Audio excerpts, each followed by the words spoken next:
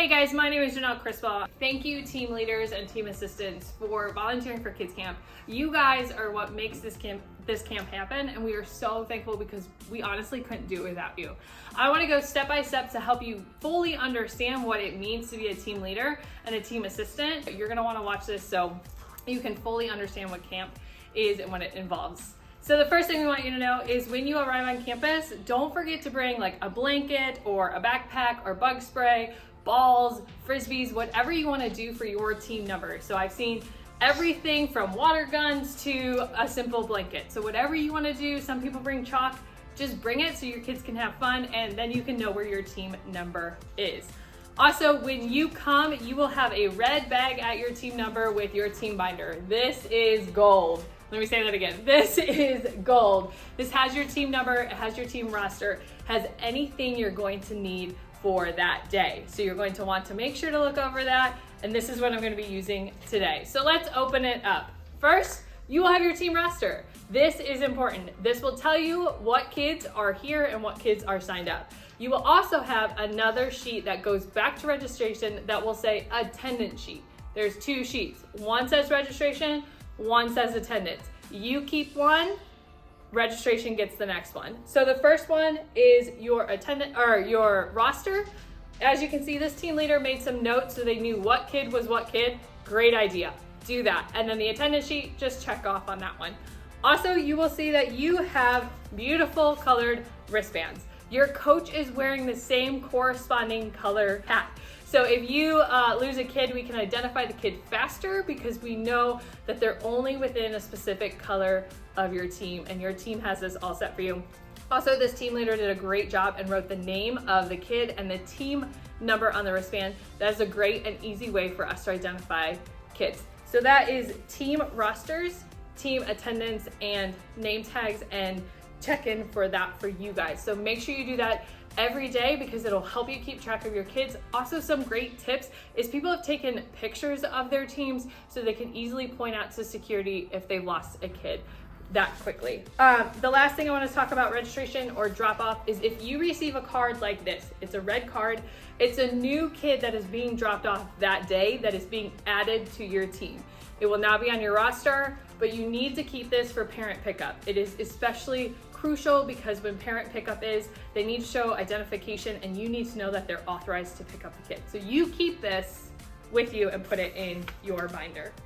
Then you will have, it should be all the information of your kids. You don't really need this, it's just in case. We deal with this on logistics side, registration, nurses, all that kind of stuff. It's just more information for you guys to have. And then really what they use it for is parent signing out. So once you see that ID from the parent, you will sign them out. And we know that all kids are signed out. Okay, next in your binder, you will find your rotations. This is what you will follow each day. So all you have to do is find your team number. So we're on team 32. Team 32 is gonna start at the inflatable water slide. Then they're going to follow their rotation each time as the cruise ship sounds off. So when you hear the cruise ship sound off, you go to your next rotation. They're about 15 minutes each, so your kids can hang out and play, but they're also not gonna get bored. The information that you really need to know is when you go inside for production. So when you hear that last horn and it's your time to go inside for production, you go indoors. They have a ton of fun. Miss Melissa has an amazing lesson. There's lots of characters and lots of fun stuff. And then you'll come back out. Now this is new for some of you people that always come to Kids Camp or volunteer. We did this last year and we're keeping the same model. We are going back out for outdoor production. So you're gonna go back out under the black tent. We're gonna have some fun. We have some worship. We'll do all our outdoor games. We have the fire company coming to spray you with hoses again. So it's gonna be a ton of fun. But what you need to know is you need to follow the rotation. And as soon as the horn goes off, you follow your team numbers as accordingly. Next, you'll see your map. Your map will tell you what neighborhood you're in. And again, you're only sticking to that neighborhood that day. So don't worry about if you're red, you don't have to worry about blue or green until the next day or until you're in that neighborhood. If you have questions about this, please let me know. I feel like it's pretty self-explanatory, but I also made it. So if you guys need clarification on that.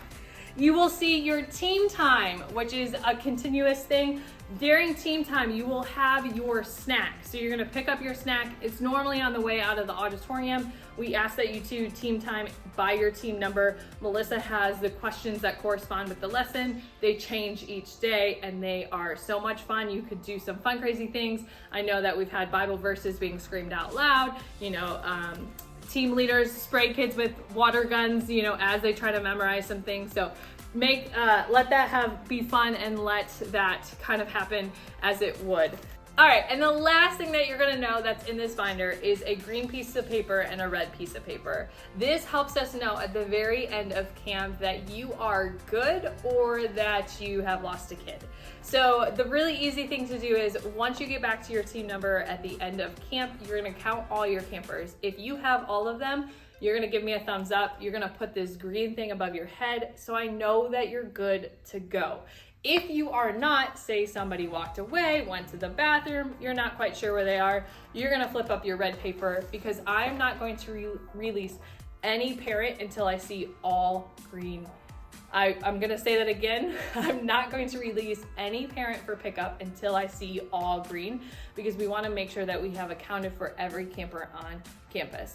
This also is if you're in a dire situation, you're in the field and you can't find your kid, you can put up your red sign. A logistics person will see it or your coaches will see it and they'll come help you. We even noted our acronym GLITCH. So if you remember that, that's gender, location, identification, team number, clothing, and hair. So if you can remember at least 3 of those things, that will help us find your camper as fast as possible. And again, that goes back to your roster. If you want to make notes, that's pretty easy to find Jimmy when you know he's in a blue shirt and his name is Jimmy, right? So if you guys can put those up at the end of camp, either red or green, when you're ready to go, that will let us know that we are safe to release parents. Speaking of which, at the end of camp, I will not release parents until I have your green and your go-aheads. And when I release the parent, a parent has to show the identification to pick up that child. So if they're the authorized pickup, I guess it doesn't have to be a parent, it could be a guardian. If they are the authorized pickup, they must show their identification to pick up their kid. If they don't, then you need to walk that person to registration. Don't walk that person with the kid because they'll just walk out of camp, right? Walk that person to registration and registration will handle how we're going to make sure that kid gets off campus. And this is to ensure all the safety that we can because we have hundreds of campers that step foot on here and we want parents to know that we have their safety in mind. So if you have any further questions, please feel free to email me or we can talk one-on-one. I'd love to help you through this because you guys are what makes this camp amazing and what makes the adventure for the kids. And so we just want to thank you for that and thank you for listening and keeping our kids safe.